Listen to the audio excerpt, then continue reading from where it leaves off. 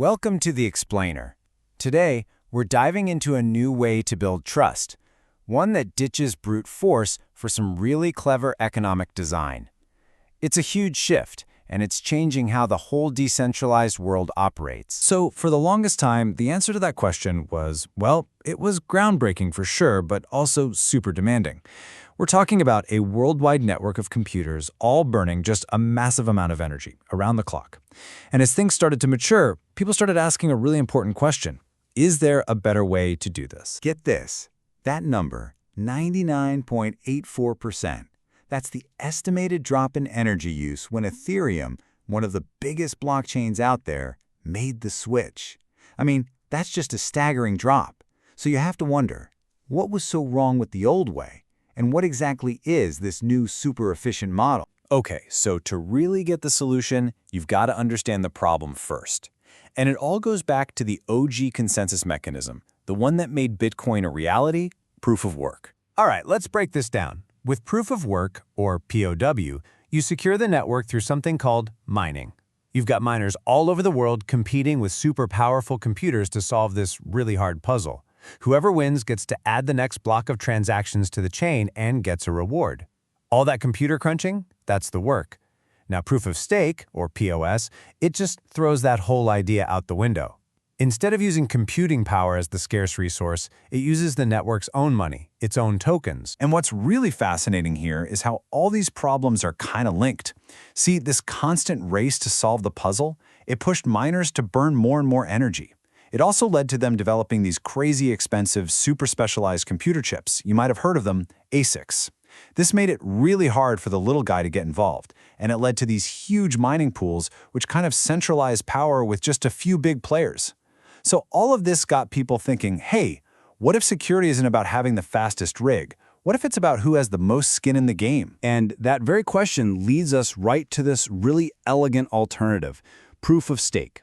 It's a total paradigm shift for how we get consensus on a decentralized network. So with proof of stake, you don't have miners anymore, you have validators.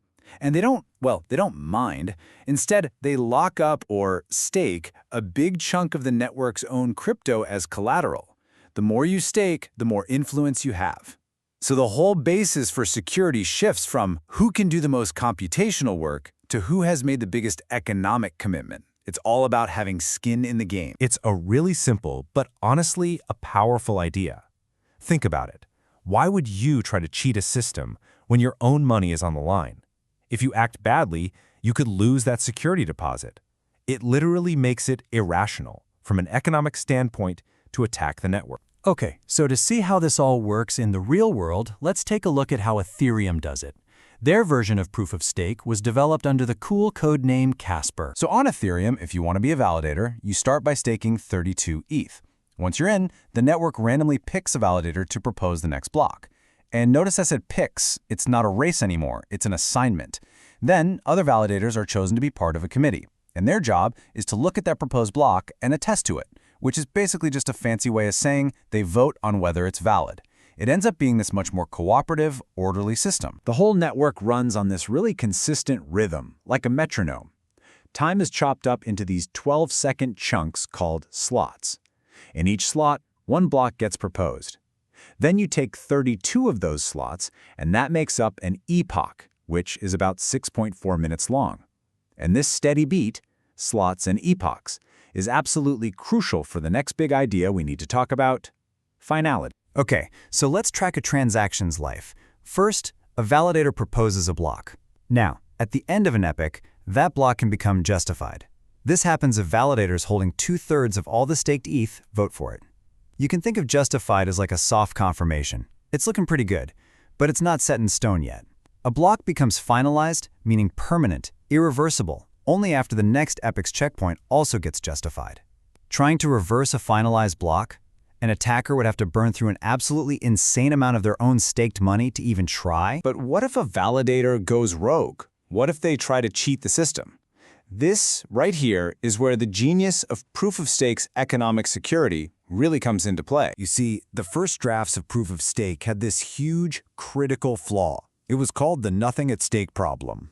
Because voting was basically free, there was nothing stopping a bad actor from voting on multiple, conflicting chains at the exact same time. They could just hedge their bets, hope to collect rewards from whichever chain eventually won, and just cause total chaos for the network. It was clear this needed a really strong economic penalty to stop it. And the solution, which was laid out in that Casper white paper, is less about the carrot and more about a really, really big stick. The idea isn't just to reward good behavior, it's to absolutely hammer bad behavior. The key insight is to make the punishment for cheating so severe that it completely dwarfs any reward you could possibly get from attacking the network. And that punishment has a name: slashing. It's exactly what it sounds like. If a validator gets caught breaking the rules, anyone can submit proof to the network. And what happens next is automatic. A chunk of their 32 ETH stake, or maybe even all of it, is just destroyed. Not taken, not confiscated, destroyed. Poof, gone forever. And the rules that get you slashed are actually super simple. They're sometimes called the Casper Commandments. Rule 1, don't vote for 2 different blocks at the same time, for the same slot. Rule 2, don't try to go back and change your story by casting a vote that contradicts one you've already made. If you break either of those rules, it's provable on-chain, the punishment is automatic, and it creates this incredibly powerful reason not to cheat. Okay, so it's really important to get this. Proof of stake isn't just one thing.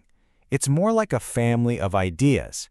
They're all related, but each one has its own little quirks, its own priorities, and its own set of trade-offs. One of the most popular flavors is Delegated Proof of Stake, or DPoS. Here, instead of anyone with enough stake being able to be a validator, all the token holders vote for a much smaller, fixed number of delegates. We're talking maybe 20, maybe 100 of them. And they're the ones who produce all the blocks. It really is like a representative democracy for a blockchain. The upside? It can make the network way faster. The trade-off? Well, you're centralizing the power to make blocks into the hands of a small, elected group. So let's zoom out. What's the big picture here? What are the pros, and what are the cons we still have to think about with proof of stake? So on the one hand, proof of stake is really compelling. The security is arguably stronger since a 51% attack requires just a massive amount of capital. The efficiency is off the charts, way less energy, and because you don't need specialized hardware, it's more decentralized in theory, letting more people run a node. But there are cons. It's still a younger technology, it's not as battle-tested as proof of work. That high stake of, say, 32 ETH, that can be a huge barrier for a lot of people. And things like staking pools, where everyone pools their money together, well, they kind of bring back some of those centralization risks we were trying to get away from. It's a classic trade-off. So it all comes down to this really fundamental question. As more and more of our lives move onto these networks, what's a better foundation for trust? Is it raw computational power? Or is it economic value? That's the question proof of stake puts right in front of us. It's a really fascinating step in this whole journey to find trust in a decentralized world. Thanks for tuning into this explainer.